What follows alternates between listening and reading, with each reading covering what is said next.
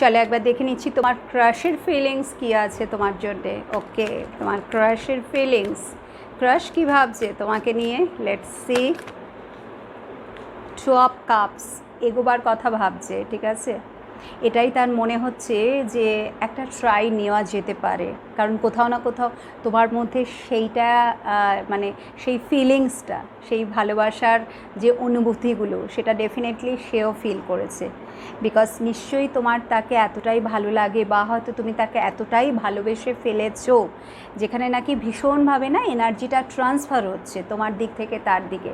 So যেটা তোমার মনের মধ্যে চলছে, যদি তুমি চাইছো সে তোমার কাছে আসুক, তোমাকে প্রপোজ করুক, সো ডেফিনেটলি সেও কিন্তু সেই অ্যাকশানের জায়গাটাই ভাবছে। যদিও এখানে কাপসের এনার্জি টোটাল ইমোশনের এনার্জি, বাট ইমোশনাল লেভেল থেকে এতটাই সে ইন ডিপ ডাউনে এটাকে ফিল